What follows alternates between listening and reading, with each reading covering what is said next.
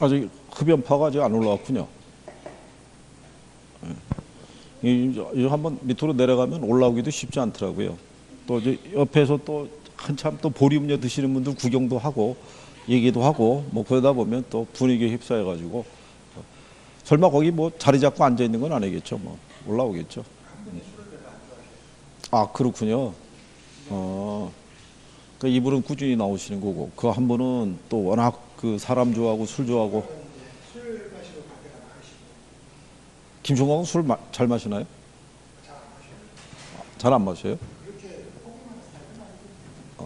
그렇고. 도대체 그러면 이 반에서 그 주도하는 분이 누구라는 거예요?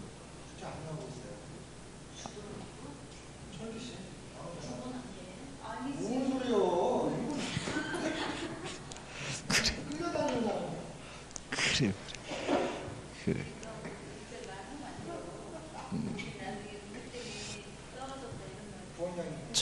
예?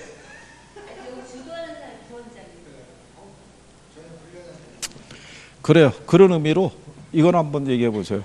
자, 수요 증가하고 공급도 증가한다는 거죠. 그죠? 예. 가격이 어떻게 돼요?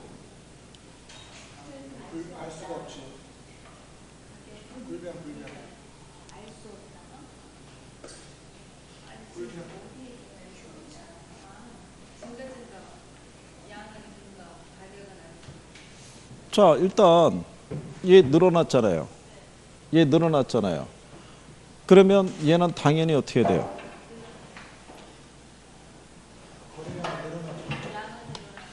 지금 이거 하는 거잖아요. 모두 증가할 때 가격은 수요와 공급의 증가폭에서 결정이 되고 양은 뭐 한대요? 예. 그러니까 얘도 증가하고 얘도 증가했으니까 얘는 증가한다고요. 얘는 알 수 없다고요. 불분명하다고요. 왜? 어느 게 더 많이 증가했는지가 표시가 안 돼 있잖아요. 그렇죠? 예. 그런데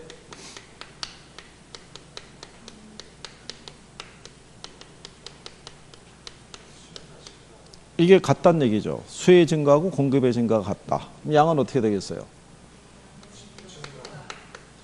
가격은요? 둘의 이동폭의 크기가 같잖아요. 그러니까 예를 들어서 얘가 100에서 110으로 늘었다 그러면 얘도 100에서 110으로 늘은 거예요. 그러면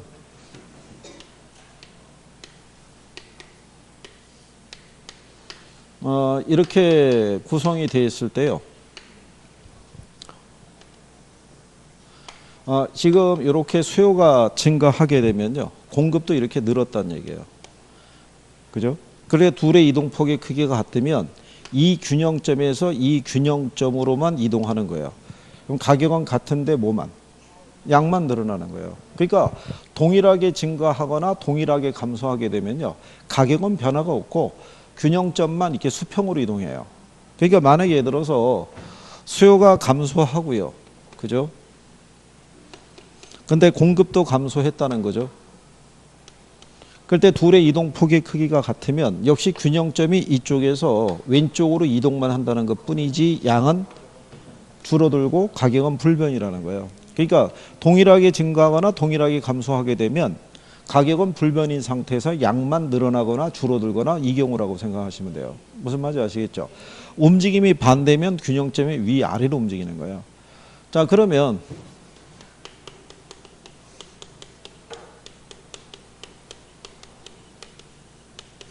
수요의 증가가 공급의 증가보다 크대요. 그럼 양은 어떻게 되겠어요? 에? 양은 증가하죠. 증가하죠. 가격은 여기서 얘가 이제 상승이 되는 이유는 이게 초과 수요 상태가 되기 때문에 상승하는 거예요. 근데 반대로 수요의 증가보다요. 공급의 증가가 더 크대요. 거래량은 어쨌든 간에 증가하는데 가격은 여기서 하락하겠죠. 네. 여기서 얘가 하락하는 이유는 초과 공급이기 때문에 하락하는 거예요. 그러면 가만히 보시게 되면 초과 수요냐 초과 공급이냐를 것을 구별을 해주면 가격은 상승 또는 하락하는 걸 우리가 알 수 있어요. 무슨 말인지 아시겠어요? 그거예요. 그러면 똑같이 수요도 감소하고 공급도 감소했대요. 그러면 얘네들이 모두 증가하는 경우가 아니라 뭐라고 할 수 있어요? 네. 그럼 이거는 얘들의 어디에 의해서? 감소폭에 의해서 결정이 되고 균형량은 반드시 뭐 하겠어요? 감소하는 경우예요. 그거예요. 그러면 얘는 뭐 하는 거예요? 얘는 알 수가 없죠. 어느 게 더 많이 줄어들었는지를 우리가 알 수가 없잖아요. 근데 만약에 얘 감소와 얘 감소가 같으면 얘는 감소고 얘는 어떻게 되겠어요? 불변이죠. 자, 그 다음에 수요의 감소가 공급의 감소보다 크대요. 그죠? 그러면 얘는 감소하겠죠. 그러면 이때 이 조건에서 이게 초과 수요가 되느냐 초과 공급이 되느냐를 판단하시면 돼요. 그 무슨 상태예요? 초과 공급이니까 가격은 하락하는 거예요. 이해하시겠나요? 네. 그러면 얘도 감소하고요. 얘도 감소하는데 얘가 더 많이 줄었다는 거죠. 그럼 얘는 감소인데 무슨 상태가 되니까? 초과 수요가 되니까 상승한다 이런 얘기죠. 그러니까 결국은 뭐를 알려주면 초과 수요인지 초과 공급인지를 알려주면 가격의 변화를 우리가 제시할 수 있는 거예요. 무슨 말 이해하시겠어요? 둘의 움직임이 같을 때 양의 움직임은 다 똑같아요. 이거는. 네, 그러니까 그거를 이제 구별할 수 있으시면 되겠고. 자, 그 다음에는 반대로 움직이는 경우에요. 수요는 증가하고요. 공급은 감소할 때예요. 이때 균형 가격이 있죠.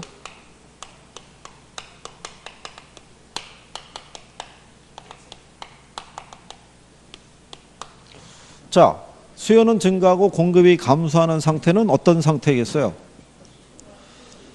생각해 보세요. 수요는 계속 늘어나고 공급은 계속 줄어든다는 거예요. 그러면 수요에 비해서 공급이 부족한 상태죠. 그러니까 초과 수요 상태를 지칭하는 거예요. 그러면 가격은 상승해요. 양은 어떻게 돼요? 모르는 거예요. 얘는 증가하고 감소했는데 어느 게 더 많이 늘어났고 줄어들었는지가 표시가 안 돼 있잖아요. 그러니까 균형 가격은 균형 거래량은 그 변화를 알 수 없다는 거예요. 그렇죠? 이게 여러분 시험에 한번 나온 적이 있어요. 자, 균형 상태인 시장에서 수요는 증가하고 공급이 감소한다고 할 때 균형 가격과 균형 거래량을 올바르게 표시하는 것은 답은 균형 가격은 상승하고 균형 거래량은 그 변화를 알 수 없다. 그게 답이었어요. 근데 균형 거래량은 그 변화를 알 수 없다라고 표현한 거는 지문이 딱 하나밖에 없었어요. 그러니까 그거를 아는 사람은 답을 맞추게끔 유도해 준 거예요. 그거를. 자, 그러면 수요에 증가하고요. 요게 같대요. 가격은 어떻게 돼요?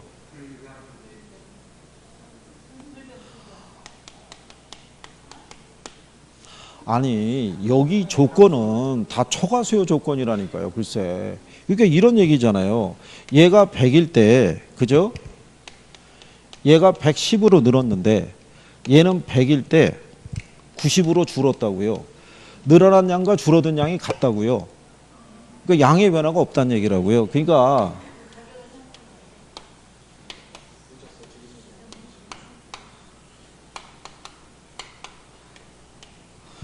자, 수요가 이렇게 증가했는데요. 공급은 또 이렇게 감소했다는 거죠. 그죠? 그러면은 여기서 균형점이 위로 올라가면서 가격은 상승하는데 얘는 불변이라고요. 그죠? 반대로 자, 이 상태에서 수요가 이렇게 감소할 수 있죠. 근데 공급은 늘어날 수 있죠. 그러면은 얘도 이 균형점에서 밑으로만 내려가지 양은 불변이라고요. 네? 수요는 감소하고 공급이 증가한다고 할 때, 그게 같을 때. 그러니까 얘는 뭐가 되겠어요? 이게 불변이죠. 늘어난 양과 줄어든 양이 같으니까 전체 양은 변화가 없다 이런 얘기라고요.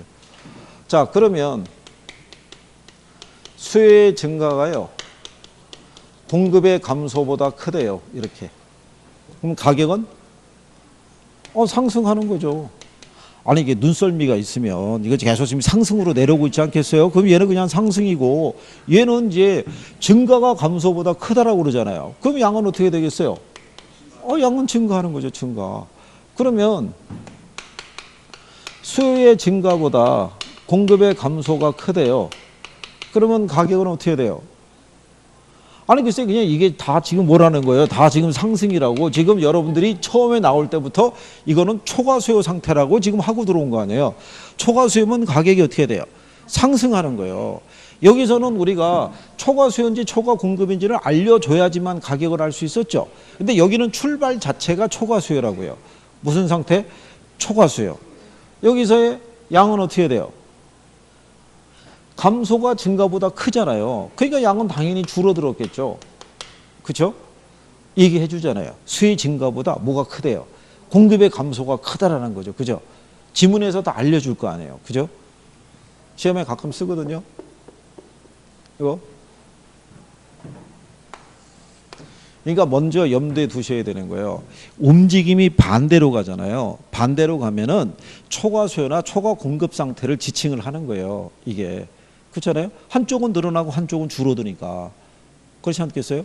그러면 여기 생각해 보세요. 자, 수요는 감소하고요. 공급은 증가한대요.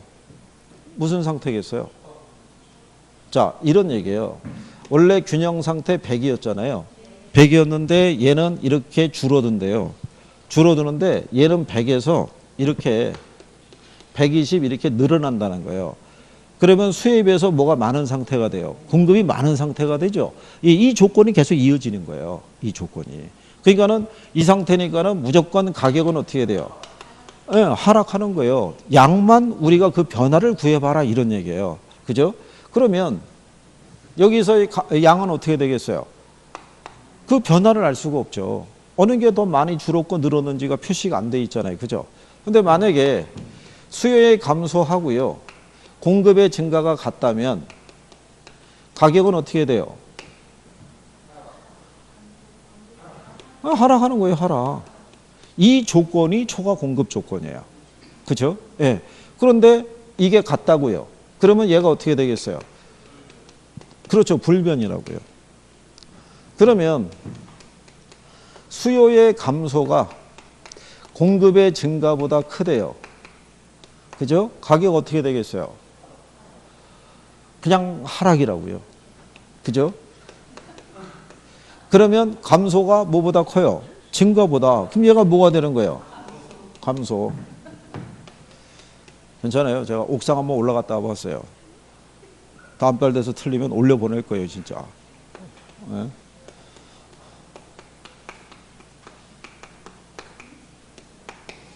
자, 이번에는 공급의 증가가 크대요. 그죠? 그러면 얘 어떻게 되겠어요? 얘는 증가가 감소보다 크다라고 해주잖아요. 그죠? 그러니까 당연히 양은 어떻게 돼요? 그러면 여기는 반대로요. 이 얘기잖아요. 초과 수요 상태니까 가격은 무조건 상승하는 거예요. 상승하는데 양이 늘어나느냐 줄어드느냐 여부는 구별을 해주잖아요. 증가가 감소보다 크다, 감소가 증가보다 크다 이렇게 해주잖아요. 그때 이걸 이제 구별할 수 있다는 얘기고 여기도 마찬가지로 무슨 상태예요? 초과 공급 상태니까 가격은 그냥 다 하락하는 거예요. 그러면 양의 변화만 이렇게 해주면 우리가 구별할 수 있다는 얘기죠. 이해하시겠어요? 그러니까 문장 나오면 그걸 가지고 확인할 수 있으셔야 돼요. 그죠? 자, 그래서 그런 내용 정도 정리하시면 되겠고요. 자, 그 다음에 이제 그 24페이지에 있는 단기하고 장기 있죠? 아까 우리가 단기는 우리가 생산 규모를 증대시킬 수 없을 정도의 기간 그래가지고 단기는 비탄력적이고 기울기 가파르다 이렇게 얘기해놨어요. 그런 정도 보시면 되겠고 25페이지에 가면 탄력성이라고 해놨죠. 네.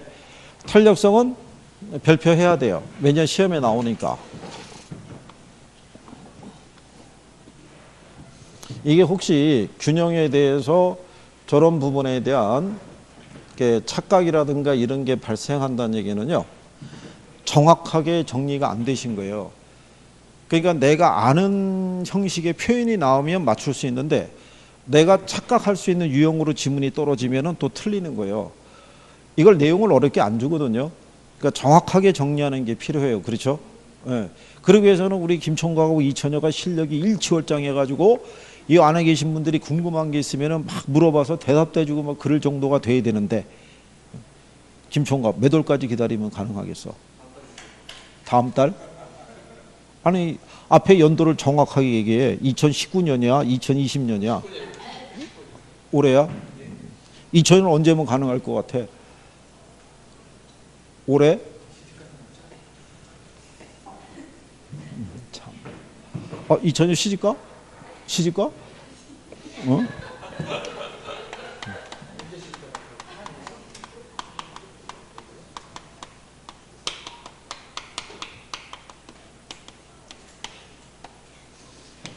뭐 요즘은 뭐 여자분들도 결혼 정년기가 뭐 31? 옛날에 비해서는 많이 늘었는 거죠. 이게 30대로 넘어갈 때 옛날에는 뭐 27만 넘어가도 뭐 노처녀 앞에 붙고 막 그랬는데 요즘은 뭐 그런 얘기는 쑥 들어가고 요즘 결혼식장에 가보면은 그 신랑 나이가 30대 중반에서 후반, 신부 나이가 30대 초반에서 중반 이런 경우가 되게 많아요. 그런 경우 참석을 해보면 우리 뭐 김총각은 아무 생각 없는 거지 지금 뭐. 자 여기 수요 공급의 탄력성을 하시는 거예요, 그죠?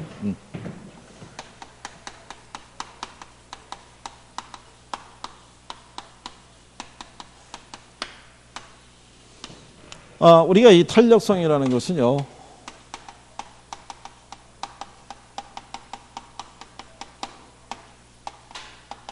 여기 있는 이 독립 변수가 1% 변할 때요, 여기 있는 종속 변수가 몇 프로의 크기로 변하는지를 우리가 수치로 확인하는 거예요. 그걸 우리가 탄력성이라고 얘기를 해요, 그죠? 자, 그래서 우리가 지난번에 보면요, 종속 변수는 뭐 얘기했었어요? 종속 변수는, 자, 종속 변수는 우리가 수요 같으면 수요량이라고 얘기했었죠. 그렇죠? 그럼 독립 변수는, 자, 독립 변수는 가격 있죠. 그렇죠? 네, 그러면 이게 원래 경제 논리에 가게 되면 이렇게 얘기를 해요. X제의 가격 변화율에 대한 X제 수요량 변화율로 이렇게 표시할 수 있어요. 이렇게. 근데 여러분들은 X제, X제라고 주지는 않고요. 이거를 표현을 해줄 때는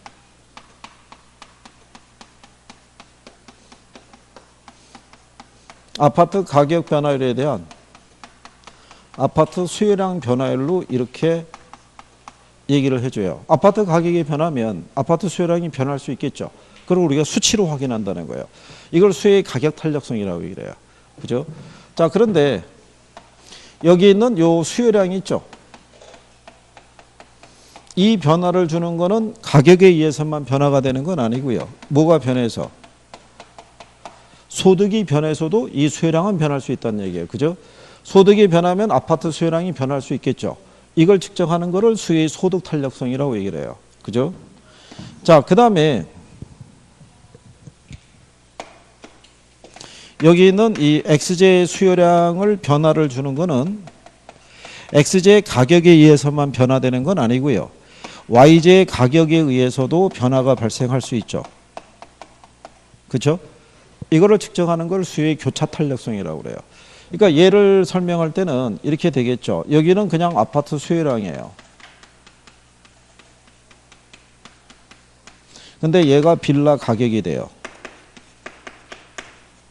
그러니까 지금 여기 보시면은 빌라하고 뭐하고 아파트하고 틀리죠.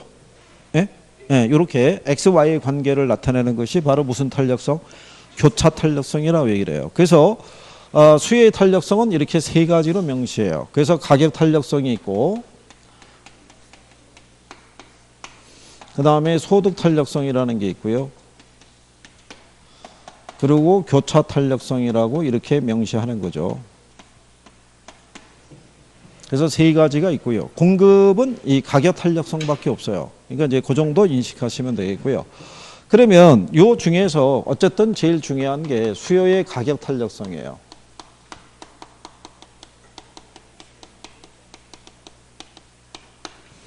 자, 그러면 이 수요의 가격 탄력성은요,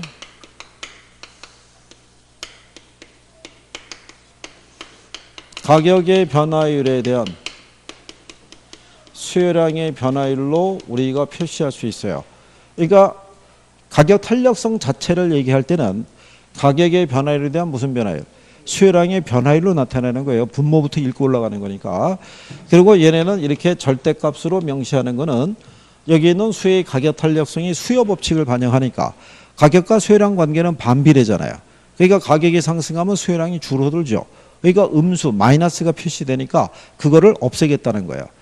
그러니까 부호를 생략하고 그냥 양수로서만 표시하겠다라고 얘기하는 거예요. 자, 그랬을 때 여기서 알아두셔야 될 게 이거예요. 가격 탄력성의 크기 있죠. 크기. 그거를 알아야 돼요. 요즘 패턴이 저거를 또 내고 있어요. 크기를. 가격 탄력성의 크기는 몇 가지로 나눌 수 있어요? 몇 가지로?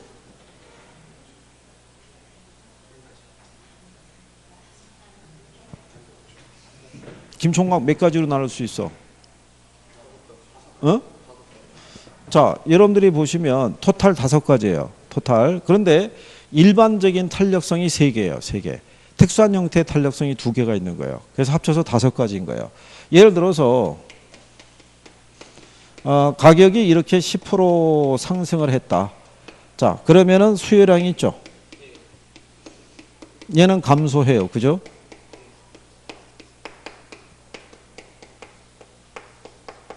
얘가 10% 상승할 때 얘가 10%가 줄어들어요. 그러면 가격 변화율과 수요량 변화율의 크기가 같죠. 네. 그러면 우리가 10분의 10이잖아요. 그럼 얘가 1이죠. 이 절대값 1을 기준으로 해서 우리가 측정을 해요. 1일 때를 우리가 단위 탄력적이라고 그래요. 단위 탄력적이라는 얘기는 가격의 변화율과 무슨 변화율이 수요량의 변화율의 크기가 같은 거예요. 근데 얘가 10% 상승할 때 얘가 11%가 줄어들어요. 그러면 이 변화보다 이 변화가 크죠. 예, 그러니까 10분의 11이니까 1.1 나오겠죠. 그러니까 1보다 크죠. 얘를 우리가 뭐라 그런다? 탄력적이라고 그래요. 그렇죠? 이거 시험 지문에 나오는 거예요. 쓰는 거예요. 그 다음에 얘가 10% 상승할 때 얘가 9%가 감소를 해요. 그러면 10분의 9가 되겠죠. 그러면 0.9가 나오겠죠. 그러면 1보다 작죠. 이걸 우리가 뭐라 그런다? 비탄력적이라고 얘기를 해요. 그래서 절대값 1을 기준해서 1보다 크면 탄력적이고 1보다 적으면 비탄력적일 때, 이때 이제 특수한 형태의 탄력성이 완전 탄력적이라는 게 있고요. 완전 비탄력적이라는 게 있어요. 완전 탄력적이라는 것은요, 미세한 가격 변화에도 수요량이 무한대로 변하는 거, 무한히 변하는 상태를 완전 탄력적이라고 그래요. 그래서 얘는 기울기가 뭐로 표시된다? 수평선, 수평. 부호는 무한대로 표시해요. 그런데 완전 비탄력적이라는 것은 가격이 변화할 때 수요량이 전혀 변하지 않는 경우를 얘기를 해요. 탄력성의 부호는 0으로 표시하고 기울기는 수직선으로 표시해요. 그거를 물어봐요.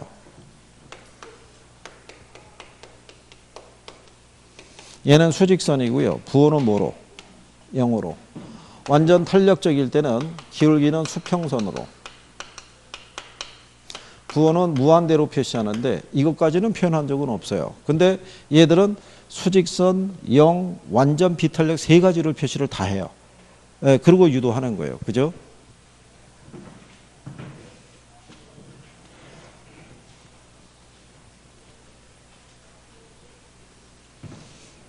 그래서 이게 작년하고 재작년의 배열이 이거를 출제를 한 거예요. 이게 올해 나오면 맞추신다 이런 얘기인가요? 안 나올 수 있죠. 3년 연속으로 나올 수 있는데요. 배열이 심지어는 27회, 28회, 29회를 같은 논리를 가지고 답을 유도한 적이 있어요.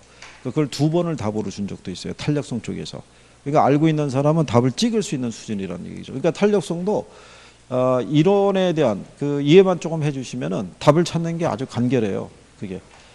그러니까 계산을 푸는 것보다는 이론에 대한 거를 빨리빨리 접해가지고 그걸 빨리 내 것으로 만드는 게 중요하죠. 그 다음에 탄력적일 때 있죠. 기울기가 완만해요, 가파라요? 기울기가 완만한 거예요. 얘는 기울기가 어떻게 돼요? 가파르다, 급하다 뭐 이렇게 얘기를 해요. 이런 표현까지도 써요. 이 표현은 수요나 공급이나 똑같아요. 무슨 말인지 아시겠죠? 네, 그러니까 그렇게 구별을 하시면 되겠고요. 자, 그랬을 때 어디를 먼저 한번 가보시냐면요. 28페이지 가시면 거기 그림 밑에 양가로 4번에 탄력성 크기의 결정 요인이라고 해놨죠. 그러면 얘네를 탄력적으로 만들거나 또는 뭐로 비탄력적으로 만드는 요인들이 있을 거 아니에요. 그죠? 그 요인을 이제 여러분들이 또 정리하시는 거예요. 그러면 여기 있는 요 요인이 있죠. 얘는 26회, 27회 이때는 여기서 주로 냈어요. 요인에서. 그러니까 얘도 스탠다드하게 나오는 애들이에요. 그러다가 이쪽으로 넘어간 거예요. 그 왜 일로 넘어갔냐면 얘만 갖고 주기에는 한계가 있다고요. 이게. 그러니까 수요에도 줘보고 공급에도 줬거든요. 그러니까 일단 낼 만큼 낸 거예요. 그러면 이제 한두 해 또 쉬어간다고요. 그럴 때 이제 이쪽으로 넘어온 거예요. 그러다가 조금 지나면은 섞어주겠죠. 한번 섞어주고 다시 또 분리시켜서 얘가 한번 나오고 이게 로테이션으로 돈다고 생각하시면 돼요. 그러면 수요를 탄력적이거나 비탄력적으로 만들어줄 때 가장 중요한 건 이거예요.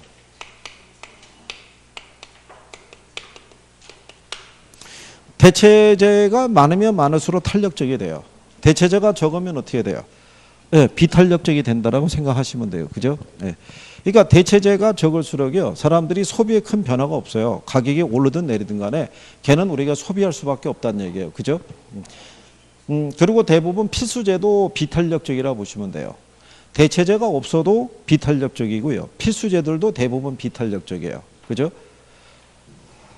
예를 들어서 우리나라 사람들이 주식이 쌀이잖아요. 그러니까 우리가 주기적으로 쌀은 사야 되잖아요. 그럼 우리가 만약에 쌀 가격이 폭등했다고 해서 하루에 한 끼도 안 먹을 수는 없잖아요. 먹긴 먹어야 되잖아요. 그러니까 하루에 3끼 먹을 걸 2끼로 줄여서라도 2번 밥을 먹든 1번을 밥을 먹든 간에 하더라도 일정량은 소비해야 된다고요. 아무리 오르더라도. 근데 반대로 쌀 가격이 폭락했어요. 그죠? 막 10kg짜리가 3,000원에 팔고 막 이런다고 가정해 보세요. 그렇다고 우리가 하루에 5끼, 10끼씩 먹겠어요? 그건 아니라고요. 소비할 수 있는 양이 정해져 있는 거예요. 그죠? 그러니까 필수재나 아니면 대체재가 없는 경우나 대부분 비탄력적인 반응을 보인다라고 생각하시면 돼요. 무슨 말인지 이해하시겠죠? 네, 그래서 그런 경우라고 보시면 되겠고. 대신에 사치재들은요. 그 가격이 오르면은 소비가 어떻게 돼요? 큰 폭으로 줄어들어요. 그렇죠? 그래서 이제 소위 얘기한 대로 왜 마트 같은 데 이렇게 하게 되면 왜 캐시어 있잖아요. 진열 때 가면은 그 옆에 보면 조그만 상품들 막 진열해 놨죠. 예, 껌 사탕 뭐 이런 거 있어요. 그걸 이제 누굴 노리냐면 어린아이들이 있죠. 예, 그 대기실에서 기다리는 사이에 애들이 집거든요. 그걸 집을 때 그때 그 엄마랑 이제 치열하게 싸우는 거죠. 그 엄마 입장에서 볼 때는 저거 필요 없는 거예요. 집에 가면 다른 거 많이 있는 거예요. 근데 가격은 비싸 보이는 거예요. 그러니까 애가 그걸 집으면 못 집게 하려고. 그죠? 근데 계산줄이 길어지면 어쩔 수 없이 또 묵인하고 또 사고 이렇게 넘어가는 거예요. 그러지 않으면 정상적으로 지내놓으면 소비가 잘 돼야 안 돼요. 안 되는 거예요. 그래서 이게 일반적인 사치재들은 이 박앤세일 있죠. 네, 세일을 단행할 때 소비가 늘어나기 시작해요. 그때. 그래서 주로 남성 정장이 거기에 주 타켓이 돼요. 가정에서 맨 마지막에 소비하는 게 남성 정장이에요. 평상시 살려고 그러면 한 뭐 7, 80 줘야 되고 웬만하면 뭐 100만 원대 넘게 줘야 되는데 가게 소득으로 그 한 번에 지출하기 힘들어요. 그죠? 그러니까 마트에서 세일 전단지 올 때 백화점이나 일면에 실리는 게 남성 정장 세일이에요. 85% 세일. 그럼 100만 원짜리도 15만 원에 살 수 있다 뭐 이런 얘기예요. 그때 한 벌 사는 거예요. 그때. 뭐 그런 내용이라고 보시면 되겠죠. 그래서 결국은 남자분들이 사회생활 해가지고 그 10년, 20년 지나면 남는 게 양복밖에 없어요. 제절에 이렇게 그 큰 맘 먹고 이렇게 샀던 곳 있죠. 이거 밖에 나갈 때 양복은 있는데 참 그런 거죠. 그렇기 때문에 어쨌거나 뭐. 그러니까 이번에 여러분들이 김총각도 좀 있으면 이제 양복 입을 때가 다가오겠네. 졸업하면. 자, 어쨌든 뭐 그런 얘기고요. 그 다음에 또 하나.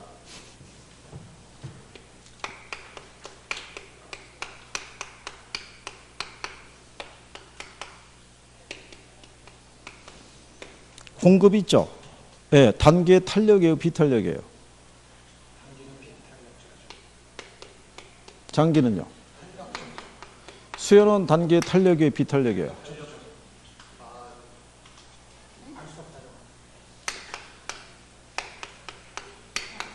똑같은 거예요. 둘 다 단기는 둘 다 비탄력이라고요. 그죠? 무슨 말인지 아시겠어요? 이걸 왜 제가 따로 끄집어서 냈냐면 이거를 물어봐요. 수요도 단기는 어떻다는 거예요? 비탄력이에요. 장기는요? 탄력적이 된다고요. 이거는 가격이 변할 때요. 단기에는 이 소비자들의 반응의 정도가 크게 안 나타나요. 이번에도 기름값 계속 인상이 되고 있죠. 그렇다고 해서 여러분들이 차 계속 두고 다니냐고요. 그냥 몰고 다닌다고요. 몰고 다니는데 예전에 비해서 주유비의 부담이 커지는 것을 느끼기 시작해요. 그러면서 차를 두고 다니는 횟수가 늘어나기 시작하는 거예요. 그러니까 단기간에는 가격이 변하더라도 소비하는 양에는 큰 변화가 발생하지는 않아요. 시간이 지나면서 그 변화가 크게 나타난다고요. 그러니까 단기 비탄력, 장기 어떻게 돼요? 탄력적. 예.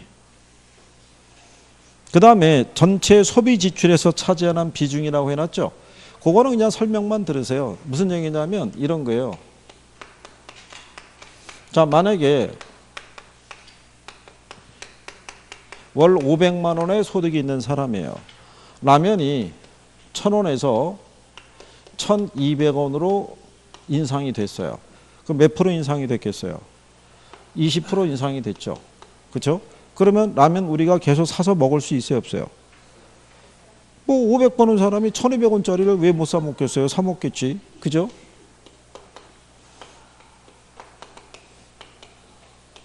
자동차가 3천만 원에서 3,600만 원으로 판매가가 인상이 됐어요. 얘도 20% 올랐잖아요. 그럼 소비가 어떻게 돼요? 줄을 수밖에 없죠. 월 500을 버는 사람 입장에서 한 번에 600의 지출이 발생하는 거는 감당하기 힘들다는 얘기예요. 그러니까 전체 소득에서 차지하는 비중이 크죠. 예, 그러면 가격 변화에 탄력적인 반응이 나타나요. 근데 적으면 비탄력적이에요. 오르든 내리든 소비하는 양의 차이가 없다는 얘기예요. 그래서 그렇게 정리를 하시면 되겠고요. 그 다음에는 용도가 다양할수록 우리가 탄력적이 되고요. 그 다음에 지난번에 얘기한 것처럼 시장의 범위 있죠. 예, 얘를 세분하면 뭐가 돼요? 세분할수록 탄력적이 되는 거예요. 그죠? 기억하시죠? 우리가 그때 왜 아이스크림하고 딸기 아이스크림 갖고 구별한 거 기억하시나요? 예? 아이스크림하고 딸기 아이스크림 있으면 어느 게 대체제가 많다고 그랬어요? 딸기가 대체제가 훨씬 많은 거예요. 아이스크림을 대신할 만한 대체제는 없다고요. 그죠? 예, 그래서 그렇게 정리했으니까 구별하시면 되겠고요. 자, 그 다음에 이제 앞으로 돌아오시면 27페이지 하단에 가면 탄력성과 판매 수익과의 관계라고 나와 있죠. 예, 그거는 설명만 조금 들으시면 돼요. 지금까지 여러분 시험에는 지문으로 2번 나왔어요. 2번. 2번 정도니까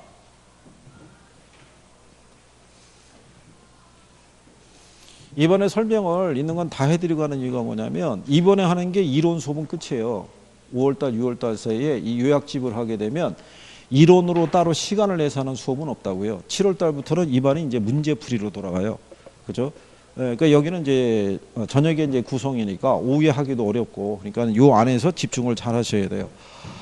거기 나온 거는 이제 뭐 얘기하냐면요.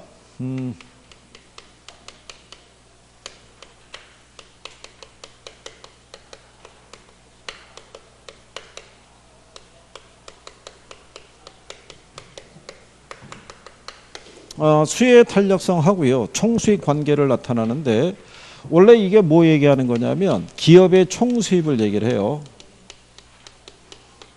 근데 요 기업의 총수입은요. 다른 말로 가계의 총지출액이라고도 얘기를 해요. 그래서 기업의 총수입은 가격 곱하기 수혜량이에요. 그렇죠? 그러면 가령 예를 들어서 뭐 이런 내용이 되겠죠.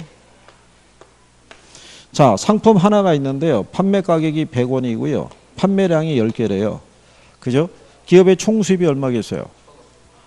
100원 곱하기 10개 하면 1,000원이잖아요. 이 면적이 기업의 총수입을 나타내고자 동시에 가계의 총지출액이라는 얘기죠. 예, 근데 여러분 시험에는 기업이 등장하지 않고요. 얘가 등장하죠.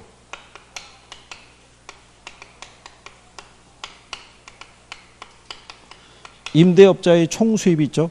예, 이게 등장하죠. 그래서 임대업자의 총 수입은 임대료 곱하기 임대 단위수로 우리가 측정할 수 있죠. 이렇게. 예, 그러면 어느 임대주택의 임대료가 100만 원이고요. 10가구가 현재 거주하고 있으면 임대업자의 수입이 얼마 나오냐면 1000만 원. 이게 밑으로 가니까 안 보이시나 보죠?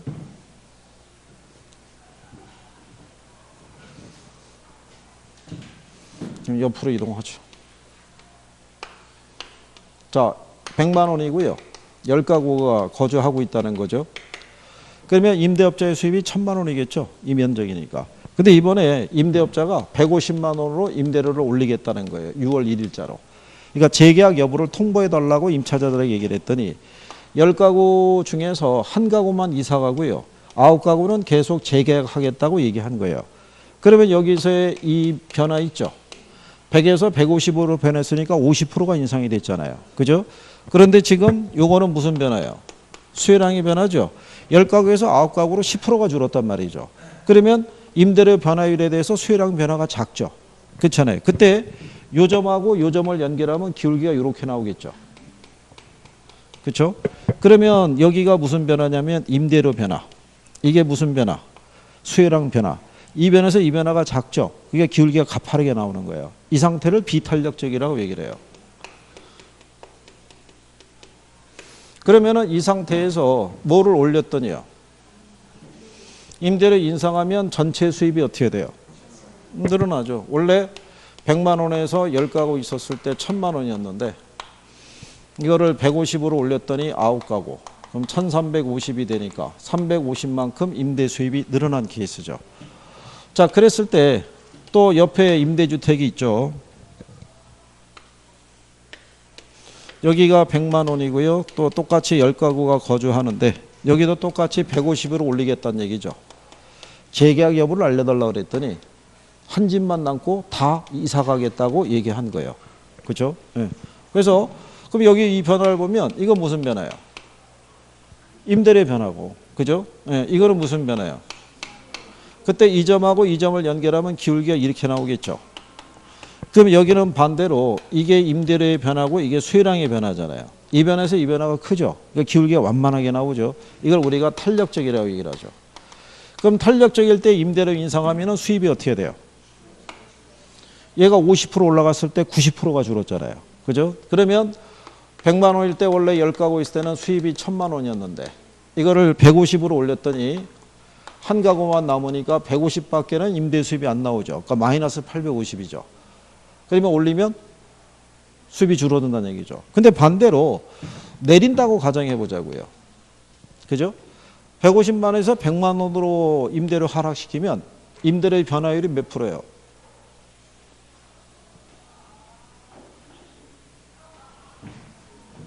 그럼 한 33% 나오겠죠. 그죠? 왜 33이 나오냐면 종전에는 100에서 최초의 값이 100이었잖아요. 100에서 150으로 올리니까 50%인데 150에서 100으로 떨어뜨리면 최초의 값이 150이잖아요. 무슨 말인지 아시겠나요? 그러니까 150에서 100으로 떨어뜨리면 어떻게 돼요? 3분의 1이니까 33% 정도밖에는 가격 변화율이 발생하지 않는 거예요. 그래서 우리가 탄력성 수치를 계산할 때 중간점을 놓고 계산하는 것 또는 최초의 값이라고 명시하는 이유가 거기 있는 거예요. 기준에 따라 틀리니까요. 그럼 만약에 떨어뜨리면 어떻게 돼요? 떨어뜨리면 10가구로 늘어나죠. 그럼 오히려 수입이 줄어들죠. 떨어뜨리면. 그러니까 비탄력적일 때는 오히려 어떻게 해야 돼요? 올려야 돼요. 이게 비탄력적일 때는 비례한다고 하는 거예요. 비례. 올리면 늘어나고 내리면 수입이 줄어드는 거예요. 근데 얘네는 반대로 내린다고 생각해 보세요. 그러면 수입이 오히려 늘어나죠. 그러니까 탄력적일 때는 가격이나 임대료를 인하했을 때 수입이 늘어나는 거예요. 그죠? 예, 그래서 그러면 수요자들이 대부분 비탄력적인 반응을 보이는 재화를 생산하는 생산자들이 있죠. 저 사람들은 매년 가격을 올리겠어요? 안 올리겠어요? 올리는 게 유리하죠. 그래서 여러분들이 아시는 우리나라에 보면은 과점 시장이 많거든요. 그죠? 하다못해 된장, 고추장 여기 생산하는 업체들도 과점이에요. 그러니까 걔네도 매년 가격을 올려요. 왜냐하면 올리더라도 소비를 계속 하니까. 그 다음에 여러분들이 이제 여름 되면 사 먹기 시작하는 이 빙가류 있죠. 아이스크림. 걔들도 가격을 매년 올리는 거예요. 계속. 이게 재분시장 이런 데 있죠. 밀가루 뭐 이런 거 파는 데도 역시 또 과점이에요. 그러니까 거기도 매년 조금씩 어떻게 돼요? 인상을 시키는 거예요. 왜? 올리거나 내리거나 소비에 큰 차이가 없으니까. 그럴 땐 차라리 올리는 게 수입이 늘어나겠죠. 그죠? 네, 그래서 그런 경우라고 생각하시면 돼요. 자, 그러면 여기를 여러분들 시험에서 줄 때는 어떻게 주냐면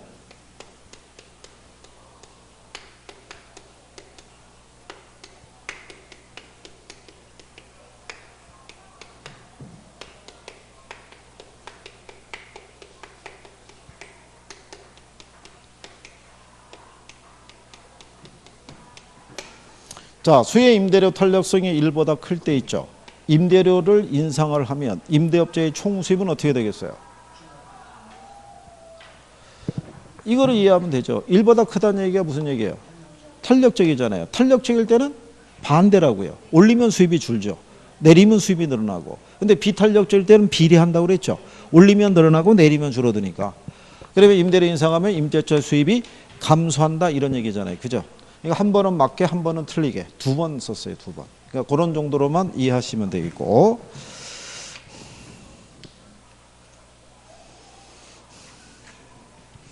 자, 그 다음에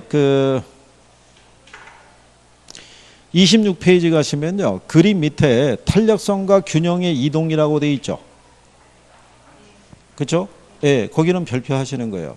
여기를 지난 3년 사이에 계속 여기서 출제를 했어요. 3년 사이에. 예.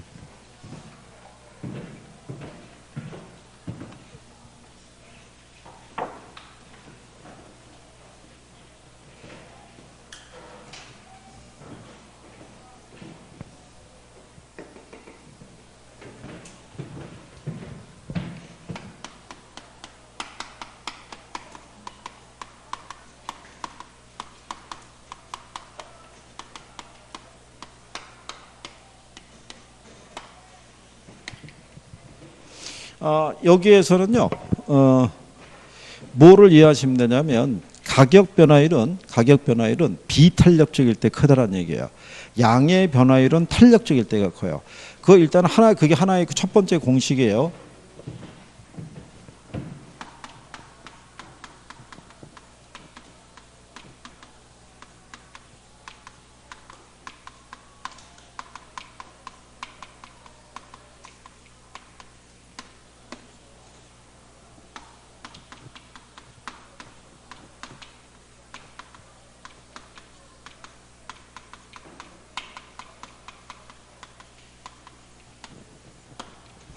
요거 하나 하고요. 그 다음에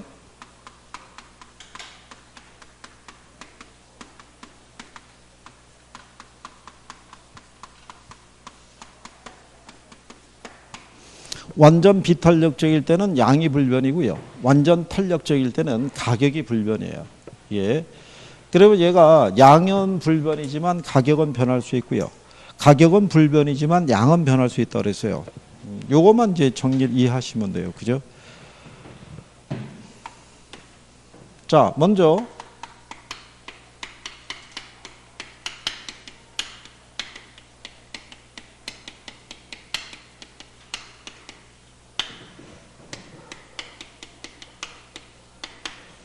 자, 수요가 증가할 때요. 공급이 비탄력적이래요. 그러면 가격은 어떻게 되느냐 이런 얘기예요. 이게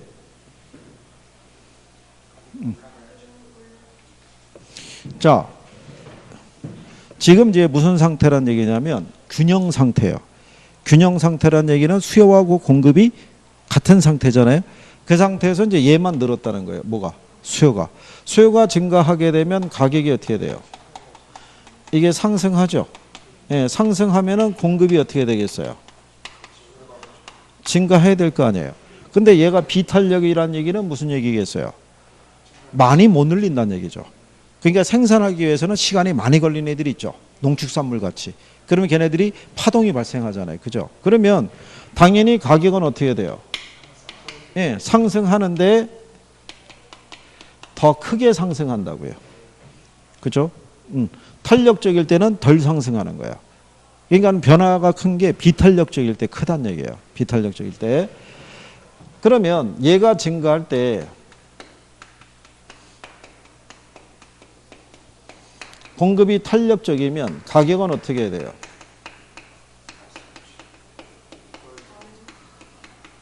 덜 상승한다고요. 그러니까 무슨 얘기냐면 얘가 원래 균형 상태가 100이었었어요. 100이었는데 얘만 150으로 늘었다고요. 그러면 지금 공급은 100인데 얘가 150으로 늘었으니까 초과 수요 상태가 됐잖아요. 그럼 가격이 오르죠. 그러면 공급이 늘어나야겠죠. 그런데 얘가 비탄력적이면 많이 못 늘어난다고요. 한 5개 정도밖에. 늘 만한 충분한 시간이 없으니까. 그렇잖아요. 그러면 초과 수요 상태가 커지니까 가격이 더 크게 상승하는데 탄력적일 때는 공급을 많이 늘릴 수 있다고요. 이렇게. 그러면 수요가 늘어난 거에 대응해서 공급도 거의 비슷하게 늘었잖아요. 그러니까 초과 수요 상태가 적겠죠. 그러니까 가격은 오르긴 오르더라도 조금밖에 못 오른다는 얘기예요. 무슨 말인지 이해하시겠어요? 이거를 그림을 그려가지고 하는 것보다는 이게 훨씬 빠르다고요. 변화에 대한 거. 근데 여러분 시험에 작년에 이거 준 거예요. 수요가 증가할 때 공급이 탄력적일수록 가격은 더 크게 상승한다. 그럼 이게 틀렸을 거 아니에요. 그죠? 그 다음에 올바른 거를 고르시오 그래가지고 또 이렇게도 한번 준 거예요. 또 한 번은 그냥 지문으로 해서 틀리게도 한번 주고. 그러니까 맞게 또 틀리게 이렇게 해가지고 3년 사이에 계속 낸 거예요. 이거를. 근데 지금까지 나온 게 한 7, 8번 나왔어요. 20회 이후로. 그러니까는 정리는 잘 해둬야 되는 거예요. 근데 앞에서 얘들이 오르는지 내리는지 여부는요. 앞에서 알려줘요. 이게. 만약에 수요가 감소한다고 그러죠. 수요가 감소할 때 공급이 비탄력적이면 어떻게 돼요?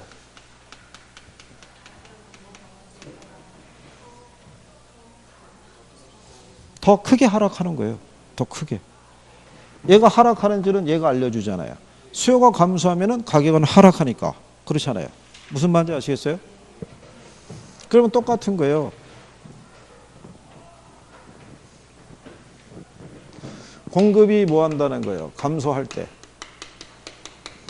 수요가 비탄력적이래요. 가격은 어떻게 돼요?